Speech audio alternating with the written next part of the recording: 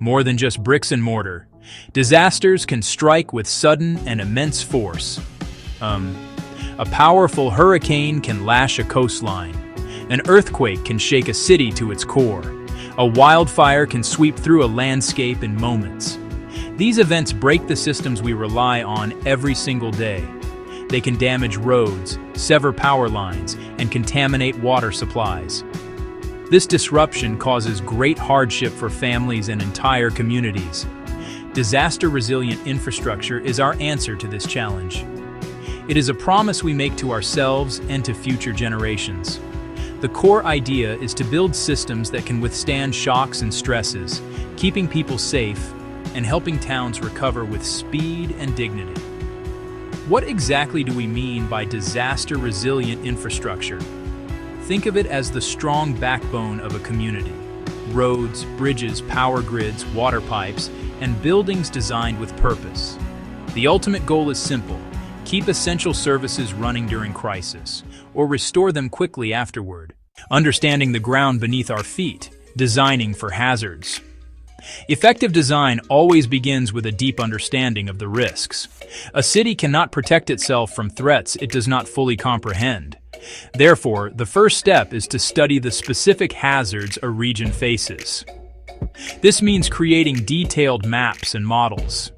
These maps show us exactly where the dangers lie. Floodplains that swell when rivers rise. Fault lines that can rupture in an earthquake. Wildland areas where fires are most likely to start and spread. With this knowledge, engineers, architects, and planners can make informed, intelligent choices. They can design infrastructure tailored to withstand the most powerful local forces. Near storm surges, elevate the roadbed. Design larger culverts and drainage to move water fast. In seismic regions, base isolation lets the ground move while the building stays relatively still. These are real-world solutions that save lives and prevent catastrophic failures. Clear, simple building codes are among our most powerful tools. Codes set safety standards, and they must be enforced. Strengthen older buildings, braces, anchors, flexible pipes.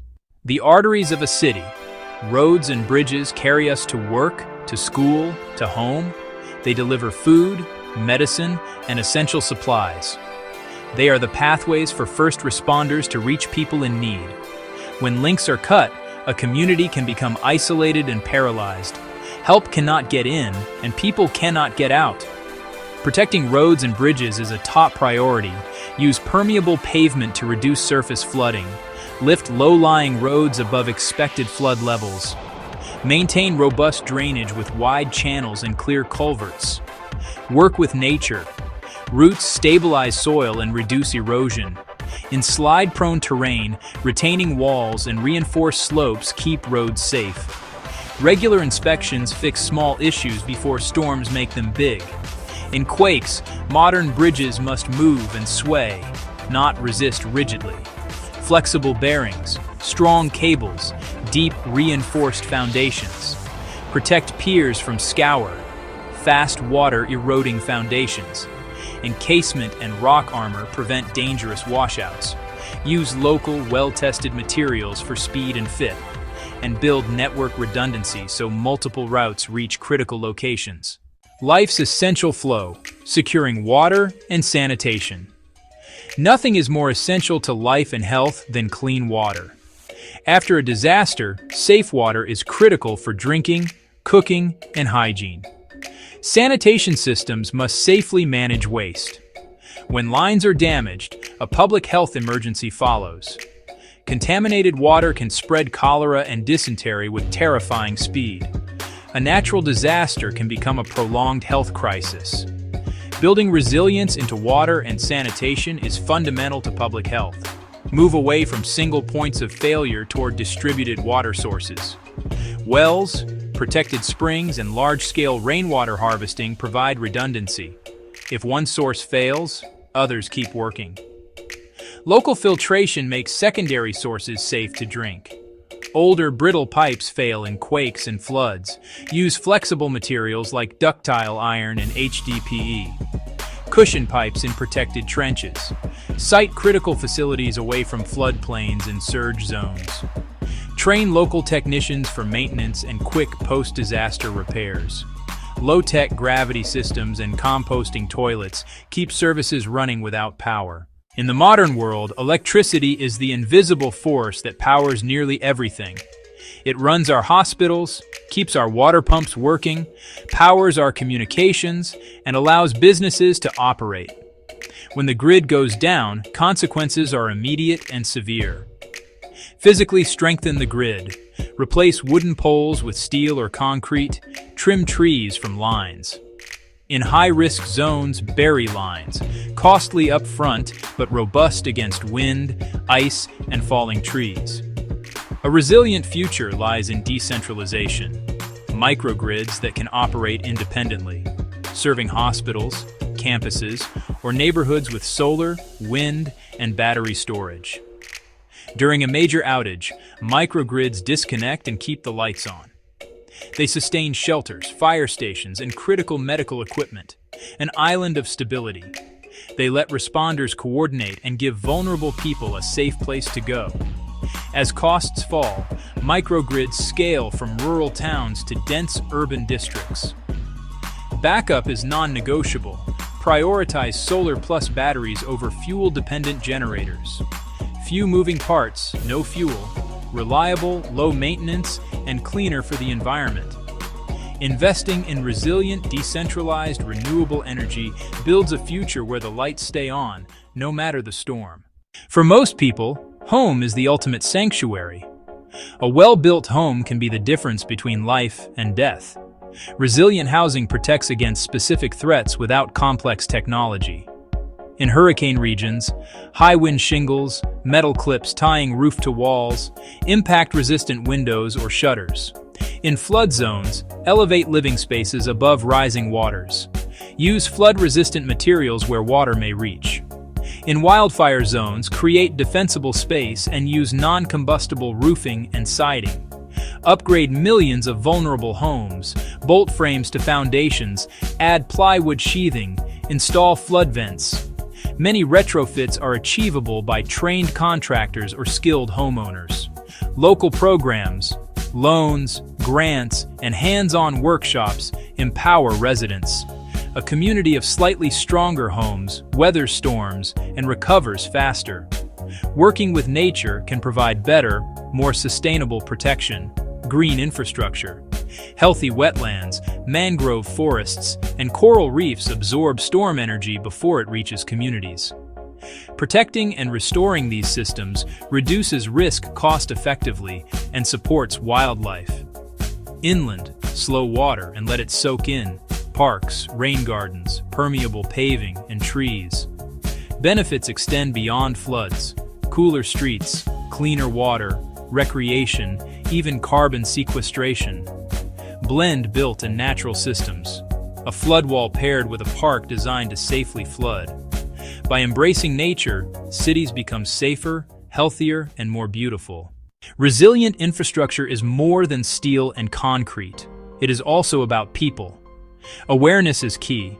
Understand risks, flooding, earthquakes, wildfires.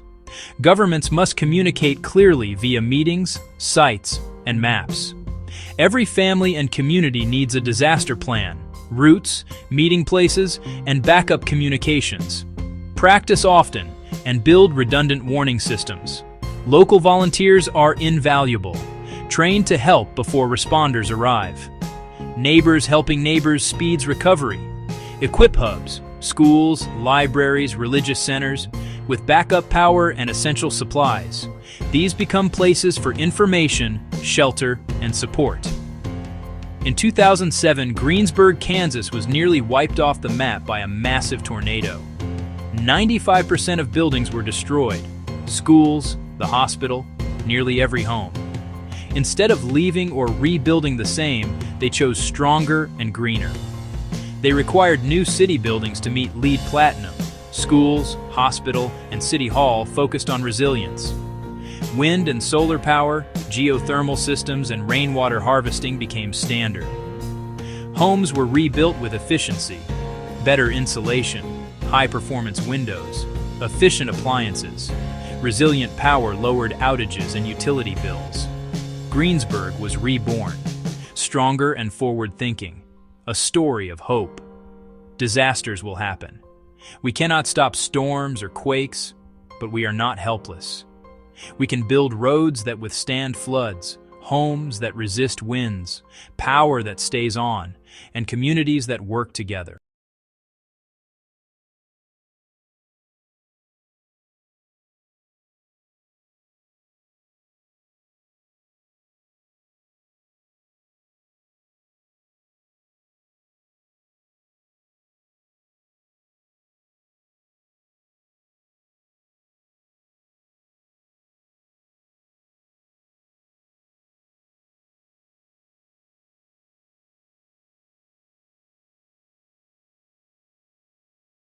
Marta woke at dawn, just as the first slice of golden light touched the edge of her small town.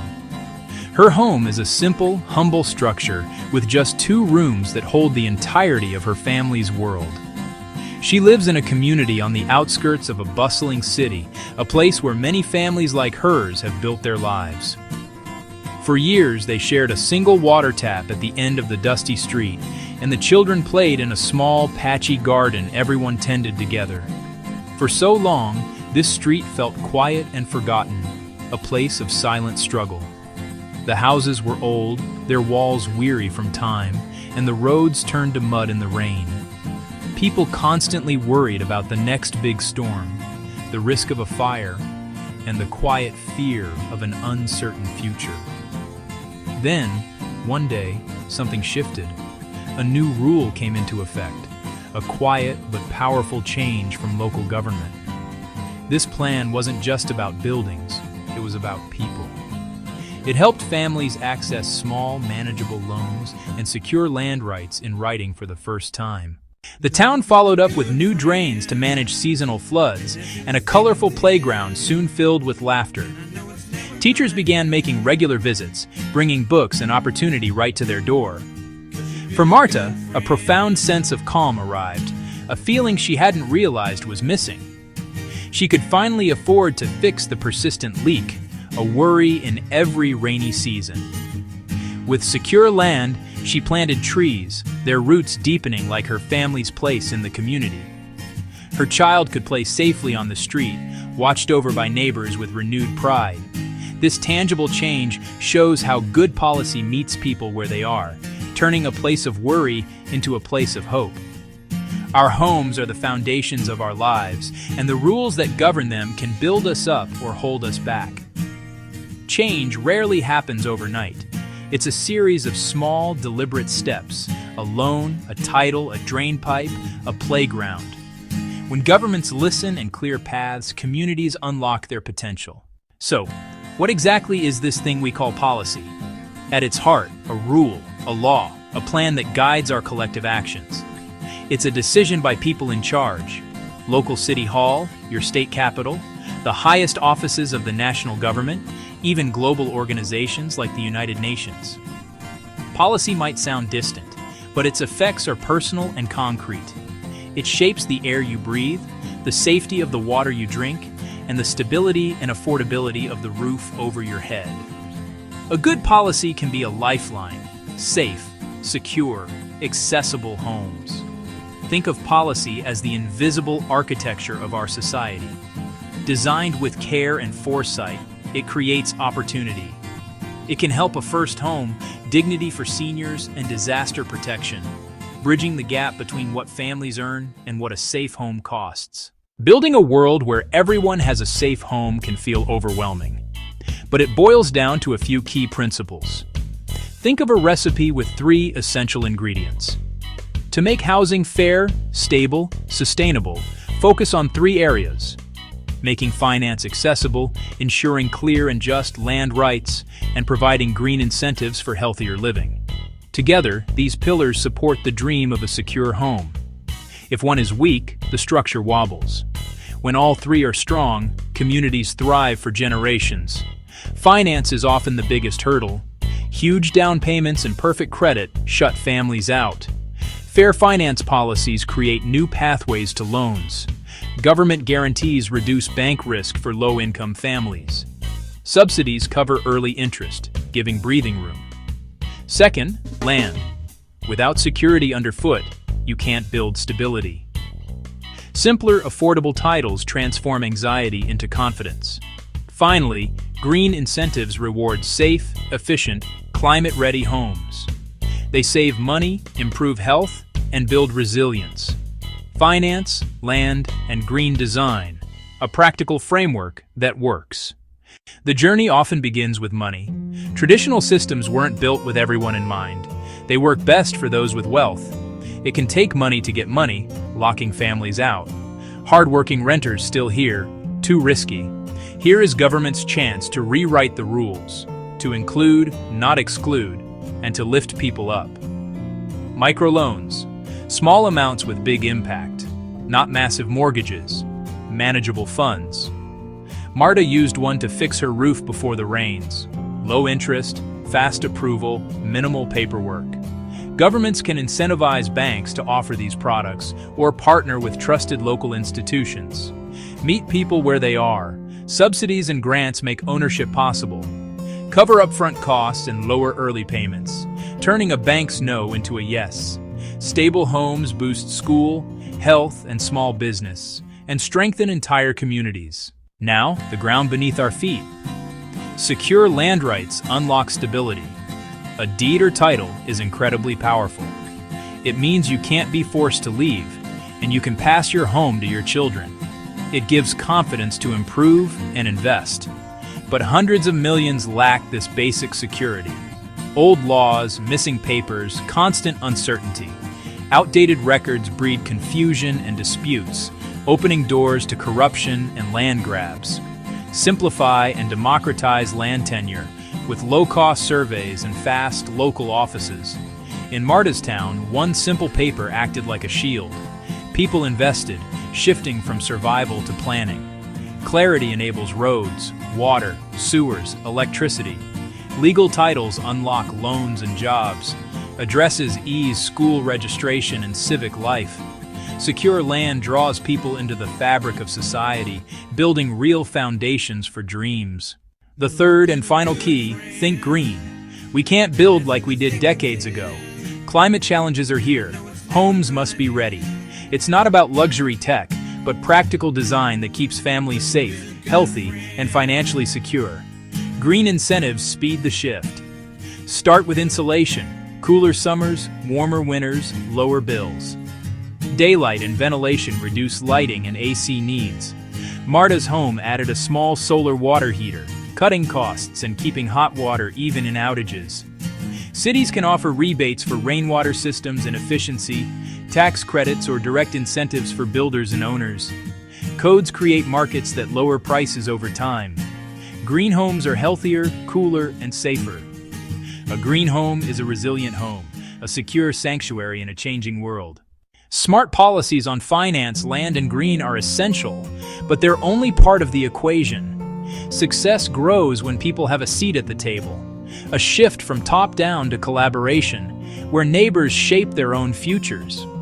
Who knows the needs better than those who live them? They know where the street floods, which corners need a light, and the safest place for a playground. Community-led housing often means cooperatives. Members own and manage together, pool resources to buy land or buildings, co-design the homes, and set fair rules. Costs drop, and homes fit culture and needs. Participatory planning makes it possible. We need a wider path for our elders here. This lot is perfect for a garden. The final plan is sound and lived in. When people help design it, they care for it. On a steep hillside, families lacked safe access and clean water. They formed a cooperative with a small grant and legal support and took matters into their own hands. They built sturdy, low-cost steps with local materials, planted native trees to prevent landslides, and set up upkeep together. The result was transformative. Children reached school safely, shops saw more business, and a renewed sense of empowerment grew. This is what happens when we trust people as experts of their own lives. The final piece is collaboration. No single group can solve the housing crisis alone. Real change happens when we work together. Government sets direction with fair laws. Community groups add heart and local knowledge. Nonprofits and donors bring funding and expertise, and companies bring innovation and efficiency. Think of it like a symphony. A city offers unused land for affordable housing, a bank backed by guarantees, provides low-interest microloans, trusted leaders organize residents and co-design, builders train residents, creating jobs and skills. The project is faster, cheaper, and safer. Homes meet real needs. The neighborhood thrives. Benefits compound beyond bricks and mortar. Collaboration also builds resilience to shocks, physical and economic. Stronger homes, stronger bonds, stronger local economies. It's the glue that binds finance, land, and green design, turning a set of efforts into a unified force for change. MARTA's story shows a better future is within reach. We can build it, one neighborhood at a time. You can hear it in children's laughter, see it in small businesses on a newly lit street, and feel it in the quiet pride of a secure home. None of this is an accident. It's the result of thoughtful rules, dedicated people, and the will to work together. The path is clear, and it requires action. Leaders, start by listening. Ask what people truly need. Create simple rules that clear the path. Make land rights faster and cheaper to secure. Back small loans for low-income buyers. Offer real incentives for green, healthy homes. Empower community groups. Fund, trust, and include them. Community, your voice matters. Organize and act. Small steps together become a powerful movement. Global partners, be connectors and amplifiers. Fund small, high-impact ideas. Spread what works so others can learn. Help craft simple, effective policies. Focus on families and long-term resilience. We already have a blueprint, the Sustainable Development Goals. A world without poverty, with safe, resilient, affordable homes. We have the tools, we have the knowledge, and we have examples of what works. We can bring policy down to the people, turn plans into clean water and safe roofs, and into healthy homes. A home is more than bricks and mortar. It's the start of love, hope, and dreams. It is the foundation of our lives. Together, we can make safe homes real for everyone.